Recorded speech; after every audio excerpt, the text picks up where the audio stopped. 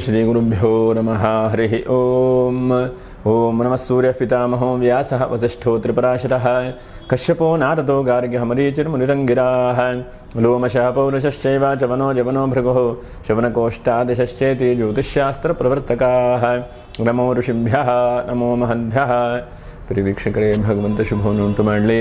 ಆತ್ಮೀಯರೇ, ವಿಶೇಷವಾಗಿ ಮಕರ ರಾಶಿಯವರಿಗೆ ಏಪ್ರಿಲ್ ತಿಂಗಳಿನ ಮಾಸ ಭವಿಷ್ಯ ಹೇಗಿದೆ ಎಂಬುದನ್ನು ಗಮನಿಸೋಣ. ನೋಡಿ, ರಾಶಿಗಳಲ್ಲಿ ಹೇಗಿದ್ದಾರೆ, ಯಾವ್ಯಾವ ಗ್ರಹಗಳು ಎಂಬುದನ್ನು ಕೂಡ ನಾವು ಗಮನಿಸೋಣ. ನಮಗೆ ಪರಾಭವ ಸಂವತ್ಸರ ಆರಂಭ ಆಗಿ ಇದು ಸಾಮಾನ್ಯವಾಗಿ 2ನೇ ತಿಂಗಳು, ಅಂದರೆ ಚೈತ್ರ ಮಾಸದ ಕೊನೆಗೆ ವೈಶಾಖ ಮಾಸದ ಆರಂಭವಾದಂಥ ಒಂದು ತಿಂಗಳು. 2ನೇ ರಾಶಿಯಲ್ಲಿ ರಾಹು, 3ನೇ ರಾಶಿಯಲ್ಲಿ ಕುಜ ಮತ್ತು ಶನಿ. ನೋಡಿ, ತೃತೀಯ ರಾಶಿಯಲ್ಲಿರುವಂತಹ ಕುಜನೂ ಶನೀಶ್ವರನು ಭಾಳ ಒಳ್ಳೆಯದ ಮಾಡಬಹುದು. ಚತುರ್ಥ ರಾಶಿಯಲ್ಲಿ ರವಿ ಬುಧರು, ಷಷ್ಠ ರಾಶಿಗೆ ಶುಕ್ರವು, ಪಂಚಮ ರಾಶಿ ಶುಕ್ರ ಹೋಗ್ತಾನೆ 19ನೇ ತಾರೀಕು ಅನಂತರದಲ್ಲಿ. ಇನ್ನು ಗುರುವು ಕೂಡ ಸಪ್ತಮ ರಾಶಿಯಲ್ಲಿದ್ದಾನೆ. ಹಾಗಾಗಿ ಒಂದು ಹಂತಕ್ಕೆ ಗ್ರಹಾನುಕೂಲ 7.5 ಶನಿ ಎಲ್ಲ ಮುಗಿದಿದೆ ನಿಮಗೆ.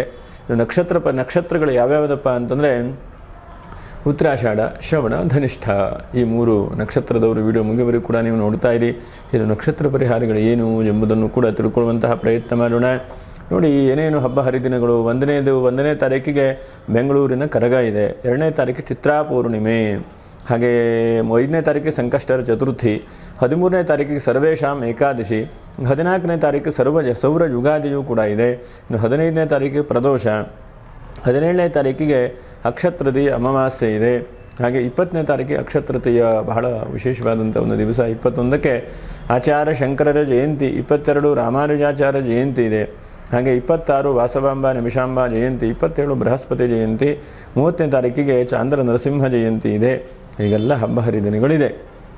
ಒಟ್ಟಿನಲ್ಲಿ ಮಕರ ರಾಶಿಯವರಿಗೆ ಒಂದು ಹಂತಕ್ಕೆ 7.5 ಶನಿಯನ್ನು ಮುಗಿದಿದೆ. ಆದರೂ ಎಷ್ಟೋ ಜನ ಇನ್ನು ಒದ್ದಾಟದಲ್ಲೇ ಇದ್ದೀರಿ ಅಲ್ವಾ?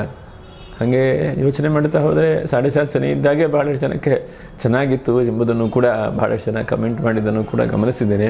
ಆದರೆ ಜೀವನದಲ್ಲಿ ಕಾಲೋ ಗಚ್ಚತಿ ಧೀಮತಾಂ ಎಂಬುದಾಗಿ ಸುಭಾಷಿತಕಾರರು ಹೇಳಿದರು. ಕಾಲವನ್ನು ಹಿರಿಯರು, ಬುದ್ಧಿವಂತರು, ಜ್ಞಾನಿಗಳು ವ್ಯರ್ಥ ಮಾಡದೆ ಹಾಗೆ ಮುಂದೆ ಕಳ್ಕೊಂಡು ಹೋಗ್ತಾ ಇರ್ತಾರೆ ಅಂತ. ಅಂದರೆ ಕಾಲವನ್ನು ವ್ಯರ್ಥ ಮಾಡೋದಿಲ್ಲ ಎಂಬುದನ್ನು ಕೂಡ ಧೀಮತಾಂ ಅಂತಂದರೆ ಜ್ಞಾನಿಗಳು, ವಿದ್ವಾಂಸರು ಎಂಬುದನ್ನು ಕೂಡ ಹೇಳ್ತಾರೆ. ಧೀ ಅಂದರೆ ಬುದ್ಧಿವಂತರು ಅಂತ.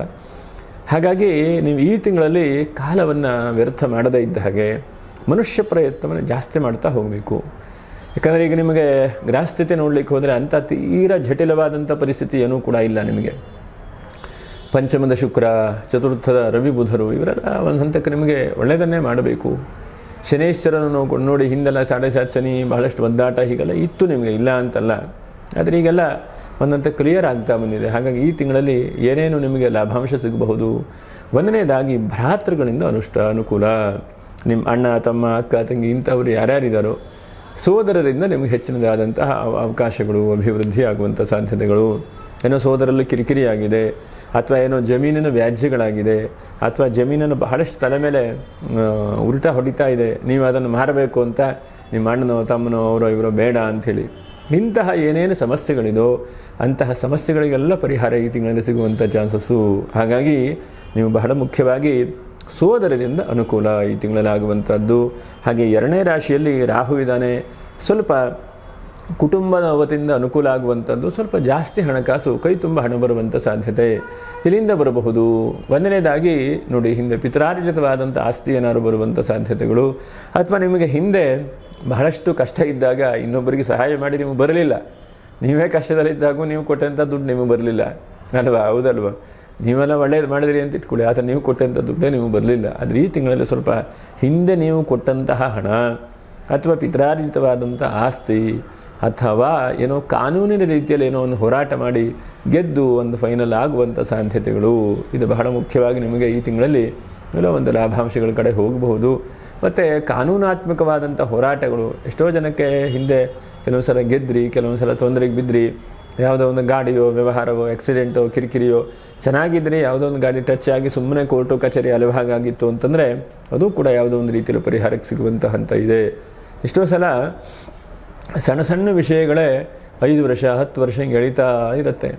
ನಮ್ಮ ಸಮಯವೂ ಕೂಡ ಹೋಗುತ್ತೆ, ಯೋಚನೆಯೂ ಕೂಡ ಅದರ ಕಡೆಗೆ ಇರುತ್ತೆ. ಇಂತಹ ಒಂದು ಪರಿಸ್ಥಿತಿ ಇದೆ. ಹಾಗಾಗಿ ಇದೆಲ್ಲ ಸ್ವಲ್ಪ ಒಂಚೂರು ಬಗೆಹರಿಯುವಂತಹ ಒಂದು ಪರಿಸ್ಥಿತಿ ವಿದ್ಯಾರ್ಥಿಗಳ ಜೀವನದಲ್ಲಿ ಬಹಳ ಚೆನ್ನಾಗಿದೆ, ಬಹಳ ಗಮನಿಸಬೇಕು.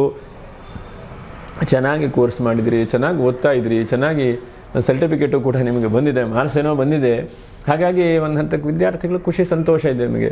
ಆ ಖುಷಿ ಸಂತೋಷಗಳು ವೃದ್ಧಿ ಆಗುವಂಥದ್ದು. ಅದರ ಜೊತೆಯಲ್ಲಿ ರವಿಯೂ ಕೂಡ ಇದ್ದಾನೆ. ಏನೋ ಸಾಲ ಸೌಲಭ್ಯಗಳು ಕೂಡ ಸಿಗುವಂಥ ಚಾನ್ಸಸ್ ಇದೆ. ಎಷ್ಟೋ ಸಲ ನಮಗೆ ಯಾವುದೋ ಒಂದು ಸಾಲ ತೆಗೆದುಕೊಳ್ಬೇಕು, ಯಾವುದೋ ಒಂದು ಚಿಕ್ಕ ಭೂಮಿ ಕೊಂಡ್ಕೊಳ್ಬೇಕು ಅಂತಂದರೆ ನಮ್ಮ ಹತ್ರ ಸಾಲ ಸಿಗಲ್ಲ, ಅದಾಗಲ್ಲ ಇದಾಗಲ್ಲ ಅಂತ ಒದ್ದಾಟ. ಈ ತಿಂಗಳಲ್ಲಿ ಗೌರ್ಮೆಂಟಿನ ಅನುಕೂಲ ಆಗುವಂಥ ಸಾಧ್ಯತೆಗಳಿದ್ದಾವೆ. ಬಹಳ ಮುಖ್ಯವಾಗಿ ಭೂಮಿ ವ್ಯವಹಾರ ಮಾಡೋರು ಅಥವಾ ಸೇಲ್ ಬಿಲ್ಡಿಂಗ್ ಕಟ್ಟುವಂಥವರು, ವಾಸ್ತು ಕನ್ಸಲ್ಟೇಷನ್ ಕೊಡುವಂಥವರು, ನಿಮಗೆಲ್ಲ ಈ ತಿಂಗಳಲ್ಲಿ ಬಹಳ ಒಳ್ಳೆಯದು. ಯಾಕಂದರೆ ಚತುರ್ಥದಲ್ಲಿ ಬುಧ ಇದ್ದಾನೆ, ಜ್ಞಾನಕಾರಕ. ಮತ್ತು ಕೋರ್ಟು ಕಚೇರಿಯಲ್ಲಿ ಕೆಲಸ ಮಾಡ್ತಾ ಇರುವಂಥ ವ್ಯಕ್ತಿಗಳಿರಬಹುದು, ಅಥವಾ ಟೀಚಿಂಗ್ ಪ್ರೊಫೆಷನ್ ಇರುವಂತಹ ವ್ಯಕ್ತಿಗಳಿರಬಹುದು. ಬುಧನು ಜ್ಞಾನಕಾರಕ. ನೀವು ಯಾವಾಗ ಜ್ಞಾನವನ್ನು ವೃದ್ಧಿ ಮಾಡ್ತಿರೋ, ಯಾವಾಗ ಜ್ಞಾನವನ್ನು ಇನ್ನೊಬ್ಬರಿಗೆ ಕೊಡ್ತಾ ಬರ್ತಿರೋ, ಹೇಳ್ತಾ ಬರ್ತಿರೋ, ಅಷ್ಟು ಜ್ಞಾನವೂ ಕೂಡ ವ್ಯಯೇ ಕೃತೆ ವರ್ಧತ ಏವ ನಿತ್ಯಂ. ಎಷ್ಟೆಷ್ಟು ನೀವು ಖರ್ಚು ಮಾಡ್ತಿರೋ ಅಷ್ಟಷ್ಟು ವಿದ್ಯೆ ವೃದ್ಧಿ ಆಗ್ತಾ ಬರುತ್ತೆ. ಜೀವನವೇ ಹಾಗೆ. ಕೆಲವೊಂದು ಸಲ ನೋಡಿ, ಎಷ್ಟೆಷ್ಟೇ ನೀವು ಖರ್ಚು ಮಾಡಿದ್ರೂ ಕೂಡ ಆ ಖರ್ಚು ಪುನಃ ತುಂಬುವುದಿಲ್ಲ. ಇವತ್ತು ಯಾವುದೋ ಒಂದು ಹಣ ಖರ್ಚು ಮಾಡಿದ್ರೆ ಹಣ ಬರುತ್ತೆ ಹೇಳುವಂಥದ್ದಿಲ್ಲ. ಆದರೆ ವಿದ್ಯೆ ಮಾತ್ರ ಬಹಳಷ್ಟು ವೃದ್ಧಿ ಆಗ್ತದೆ. ಹಾಗಾಗಿ ಆ ವಿದ್ಯೆಯ ಕ್ಷೇತ್ರದಲ್ಲಿ, ಶೈಕ್ಷಣಿಕ ಕ್ಷೇತ್ರದಲ್ಲಿ ಯಾರ್ಯಾರಿದ್ದೀರೋ, ಉದಾಹರಣೆಗೆ ಟ್ಯೂಷನ್ ನಡೆಸ್ತಾ ಇರುವಂಥ ವ್ಯಕ್ತಿಗಳಿರಬಹುದು, ಅಥವಾ ಯಾವುದೋ ಅನೇಕ ವಿದ್ಯೆಯ ಸಂಬಂಧವಾದಿರುತ್ತೆ. ಇವತ್ತು ಹಾಡುಗಾರಿಕೆ, ಕಲೆ ಇತ್ಯಾದಿಗಳಲ್ಲೂ ಕೂಡ ವಿದ್ಯೆಯೇ. ಹಾಗಾಗಿ ಅಂತಹ ಆ ಎಲ್ಲ ರಂಗದಲ್ಲೂ ಕೂಡ ವಿದ್ಯೆಯ ಸರಸ್ವತಿ ಅನುಗ್ರಹಿಸ್ತಾಳೆ. ಅದು ಬಹಳ ಒಳ್ಳೆಯದು. ಮತ್ತು ಸನ್ಮಾನಗಳು ಕೂಡ ಸಿಗುವಂಥ ಚಾನ್ಸಸ್ ಇದೆ. ಎಷ್ಟೋ ಸಲ ಸನ್ಮಾನಗಳಿಲ್ಲ, ನಮಗೆ ಅವಮಾನಗಳೇ ಆಗುತ್ತೆ. ಕೆಲವೊಂದು ಸಲ ಪ್ರಯತ್ನಗಳನ್ನು ಮಾಡಿದಾಗ ಕೆಲಸ ಕಾರ್ಯದಲ್ಲಿ ಗೆಲ್ಲಲಿಕ್ಕಾಗಲ್ಲ, ಎಷ್ಟೇ ಸೋತರೂ ಕೂಡ ಅವಮಾನಗಳಾಗುವಂಥ ಸಾಧ್ಯತೆಗಳಾಗ್ತದೆ. ಹಾಗಾಗಿ ಅಂತಹ ಅವಮಾನಗಳು ಕಡಿಮೆಯಾಗಿ ಸನ್ಮಾನಗಳಾಗುವಂಥ ಸಾಧ್ಯತೆಗಳು. ರಾಜಕೀಯ ವ್ಯಕ್ತಿಗಳಿಗೂ ಎಲ್ಲೋ ಒಂದಷ್ಟು ಬದಲಾವಣೆ. ನೀವು ರಾಜಕೀಯ ರಂಗದಲ್ಲಿದ್ದರೆ ಎಲ್ಲೋ ಒಂದು ಕಡೆ ಗೆಲ್ಲುವಂಥದ್ದು, ಎಲ್ಲೋ ಒಂದು ಕಡೆ ಹೋರಾಟ ಮಾಡುವಂಥದ್ದು, ಎಲ್ಲೋ ಒಂದು ಕಡೆಗೆ ಮನಸ್ಸಿಗೆ ಧೈರ್ಯ ಬರುತ್ತಪ್ಪ. ಯಾಕಂದರೆ ಷಷ್ಠದ ಗುರು, ಯಾಕಂದ್ರೆ ನಾ ಧರ್ಮದಲ್ಲಿದ್ದೇನೆ, ನಾ ಪ್ರಾಮಾಣಿಕವಾಗಿದ್ದೇನೆ, ನಾನು ಹೋರಾಟ ಮಾಡ್ತೇನೆ ಹೇಳುವಂಥ ಮನಸ್ಥಿತಿ ಬರುತ್ತೆ. ಒಂದು ಬಹಳ ಒಳ್ಳೆಯದು. ಅದರಿಂದ ನಿಮ್ಮ ಮನಸ್ಸಿಗೂ ಸಮಾಧಾನ ಆಗ್ತದೆ.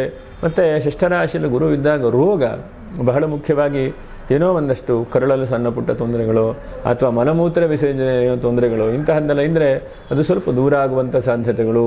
ಹಾಗಾಗಿ ಬಹಳ ಮುಖ್ಯವಾಗಿ ರೋಗದ ವಿಷಯದಲ್ಲಿ ನಿಮಗೆ ದೂರವಾಗಿ ಸ್ವಲ್ಪ ಆರೋಗ್ಯ ಸಿಗುವಂಥ ಚಾನ್ಸಸ್ ಇದೆ. ಮತ್ತು ಒಂದು ಹಂತಕ್ಕೆ ಧಾರ್ಮಿಕವಾದಂಥ ಮುಖಂಡರ ಪರಿಚಯ ಮತ್ತು ಯೋಗ ಧ್ಯಾನಗಳ ಬಗ್ಗೆ ಜಾಸ್ತಿ ಮನಸ್ಸು ಹೋಗ್ತಾ ಬರುತ್ತೆ ನಿಮಗೆ.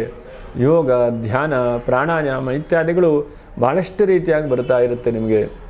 ಎಷ್ಟೋ ಸಲ ನಾವು ಯೋಚನೆ ಮಾಡ್ತಾ ಇರ್ತೇವೆ, ಒಂದು ಅರ್ಧ ಗಂಟೆ ಆದರೂ ಕೂಡ ಯೋಗ ಮಾಡೋಣ, ಧ್ಯಾನ ಮಾಡೋಣ ಅಂಥೇಳಿ. ಆದರೆ ಆ ಯೋಗ ಧ್ಯಾನಗಳಿಗೂ ಕೂಡ ಸಮಯ ಸಿಗುವುದಿಲ್ಲ, ಅಂತಹ ಪರಿಸ್ಥಿತಿ ಇರುತ್ತೆ. ಆದರೆ ಗುರು ಷಷ್ಠದಲ್ಲಿದ್ದಾನೆ. ಷಷ್ಠದಲ್ಲಿ ಗುರು ಇದ್ದಾಗ ಯೋಗೋ ಧ್ಯಾನಂ ತಥಾ ಸಾಂಖ್ಯಂ ಅಂಥೇಳಿ ಹೇಳ್ತಾನೆ ಕೃಷ್ಣ. ಹಾಗಾಗಿ ಯೋಗ ಮಾಡೋದ್ರ ಬಗ್ಗೆ, ಧ್ಯಾನ ಮಾಡೋದ್ರ ಬಗ್ಗೆ, ಒಂದು ಹಂತಕ್ಕೆ ಜೀವನದ ವೃದ್ಧಿ ಏನೇನಾಗುತ್ತೋ ಅಂತಹದ್ರ ಬಗ್ಗೆ ನಿಮಗೆ ಗಮನವೂ ಕೂಡ ಸಿಗುತ್ತೆ, ಅವಕಾಶಗಳು ಕೂಡ ಸಿಗುತ್ತೆ. ಮತ್ತು ಧಾರ್ಮಿಕವಾದಂತಹ ಮುಖಂಡರ ಒಂದು ಪರಿಚಯ ವ್ಯವಸ್ಥೆಯೂ ಕೂಡ ಆಗುತ್ತೆ. ಅದರ ಜೊತೆಗೆ ಸ್ವಲ್ಪ ತೀರ್ಥಕ್ಷೇತ್ರಗಳಿಗೆ ಬಹಳಷ್ಟು ದರ್ಶನ ಮಾಡುವಂಥದ್ದು ಈ ತಿಂಗಳಲ್ಲಿ. ಯಾಕಂದರೆ ಏನೋ ಒಂದು ಸಮಾಧಾನ ಇರುತ್ತೆ. ಆ ದೇವತಾ ದರ್ಶನ, ದೇವತಾ ಅನುಗ್ರಹದಿಂದ ಏನೋ ಒಂದಷ್ಟು ಅವಕಾಶಗಳು ಆಗುತ್ತೆ. ಮನಸ್ಸಿಗೆ ಬಹಳಷ್ಟು ಸಮಾಧಾನವೂ ಕೂಡ ಆಗುತ್ತೆ. ಹಾಗೆ ಒಂದು 5-6 ವಿಷಯದಲ್ಲಿ ಸ್ವಲ್ಪ ಜಾಗ್ರತೆ. ಒಂದನೇದಾಗಿ ನೋಡಿ, ಸ್ವಲ್ಪ ಏನೋ ಒಂದು ಸ್ವಲ್ಪ ಬರವಣಿಗೆಯಲ್ಲಿ ಸ್ವಲ್ಪ ಸಣ್ಣ ಪುಟ್ಟ ಸಮಸ್ಯೆ ಆಗುವಂಥದ್ದು. ಎರಡನೇದಾಗಿ ಸ್ಥಿರವಾದಂಥ ಉದ್ಯೋಗ ಇದೆ ಅಂತ ಅಂದ್ಕೊಳ್ತೀರಿ, ಆದರೂ ಕೂಡ ಉದ್ಯೋಗದಲ್ಲಿ ಯಾವುದೋ ಒಂದು ಮೇಲೆ ವ್ಯಕ್ತಿಯಿಂದನೋ ಅಥವಾ ಹಿಂದೆ ಮಾಡಿದಂಥ ಸಮಸ್ಯೆಗಳು ಪುನಃ ನಿಮಗೆ ಕಿರಿಕಿರಿ ಕೊಡುವಂಥ ಸಾಧ್ಯತೆಗಳು. ಹಾಗೆ ಮೂರನೇದಾಗಿ ಬಹಳ ಮುಖ್ಯವಾಗಿ ಗೃಹಿಣಿಯರಿಗೆ ಸ್ವಲ್ಪ ಮನೆಯಲ್ಲಿ ಸಣ್ಣ ಪುಟ್ಟ ಸಮಸ್ಯೆಗಳು ಇದ್ದಕ್ಕಿದ್ದಾಗೆಲ್ಲ ಚೆನ್ನಾಗಿರುತ್ತೆ, ಯಾಕೋ ಮನಸ್ಸು ಸಮಾಧಾನ ಇಲ್ಲ, ಕಿರಿಕಿರಿ ಯಾಕೋ ಒಂದಷ್ಟು ಕಿರಿಕಿರಿ ಆಗ್ತಾ ಇರುತ್ತೆ. ಹಾಗಾಗಿ ಎಷ್ಟು ಸಾಧ್ಯ ಆಗುತ್ತೋ ಅಷ್ಟು ಸಂಧ್ಯಾಕಾಲದಲ್ಲಿ ಆದಷ್ಟು ನೀವು ಭಗವಂತನ ನಾಮಸ್ಮರಣೆ. ಯಾಕಂದರೆ ನೋಡಿ, ಸದಾಕಾಲ ಶುಭಂ ವಾಸ್ತು ಅಂಥೇಳಿ ನಾವು ಹೇಳ್ತಾ ಇರಬೇಕಂತ ಮನೆಯಲ್ಲಿ. ತಥಾಸ್ತು ಹೇಳುವಂಥ ಅಶ್ವಿನಿ ದೇವತೆಗಳು ಸದಾಕಾಲ ಒಳ್ಳೆಯದಾಗಲಿ ಅಂತೇಳಿ ಹೇಳ್ತಾ ಇರ್ತಾರಂತೆ. ಹಾಗಾಗಿ ಮನೆಯಲ್ಲಿ ಯಾವತ್ತೂ ಕೂಡ ಕಣ್ಣೀರು ಹಾಕಬಾರ್ದು, ಮನೆಯಲ್ಲಿ ಸಮಾಧಾನದಿಂದ ಇರಬೇಕು, ಮನೆಯಲ್ಲಿ ಒಳ್ಳೆಯದಾಗಲಿ ಹೇಳೋದನ್ನು ಯೋಚನೆ ಮಾಡ್ತಾ ಇರಬೇಕು. ಆವಾಗ ಅಶ್ವಿನಿ ದೇವತೆಗಳು ನಿನಗೆ ಒಳ್ಳೆಯದಾಗಲಪ್ಪ ಅಂತ ಹೇಳ್ತಾ ಇರ್ತಾರೆ. ಆವಾಗ ನೀವು ಕಣ್ಣೀರು ಹಾಕ್ತಾನೋ, ಗಲಾಟೆ ಮಾಡ್ತಾನೋ, ಬೇಜಾರು ಮಾಡ್ತಾನೋ ಇದ್ದರೆ ಆ ಸಂಧ್ಯಾಕಾಲದಲ್ಲಿ ಅಥವಾ ಮಿಕ್ಕಿರುವಂಥ ಯಾವುದೇ ಸಮಯದಲ್ಲೂ ಕೂಡ ಆ ತಥಾಸ್ತು ಹೇಳುವಂಥ ಅಶ್ವಿನಿ ದೇವತೆಗಳು ಅಂತಂದರೆ ನಮ್ಮ ಕಣ್ಣಿಗೆ ಕಾಣದೆ ಅದೃಶ್ಯವಾಗಿ ದೇವತೆಗಳು ಇರ್ತಾರೆ. ಅವರು ಸದಾಕಾಲ ಎಲ್ಲ ಕಡೆಗೂ ಕೂಡ ಇರ್ತಾರೆ, ಅಲ್ಲಿ ಇಲ್ಲಿ ಅಂತಲ್ಲ. ಹಾಗಾಗಿ ನಾವು ಸದಾಕಾಲ ಎಷ್ಟು ಸಾಧ್ಯ ಆಗುತ್ತೋ ಅಷ್ಟು ನಾವು ಒಳ್ಳೆಯದಾಗಲಿ ಅಂತ ಹೇಳ್ತಾ ಸಂಧ್ಯಾಕಾಲದಲ್ಲಿ ಮಾತ್ರ ಒಂದು ದೀಪ ಹಚ್ಚಿ ಪ್ರಾರ್ಥನೆ ಮಾಡೋದನ್ನು ಮರಿಬಾರ್ದು. ಹಾಗಾಗಿ ಗೃಹಿಣಿಯರು ಬಹಳ ಜಾಗ್ರತೆ.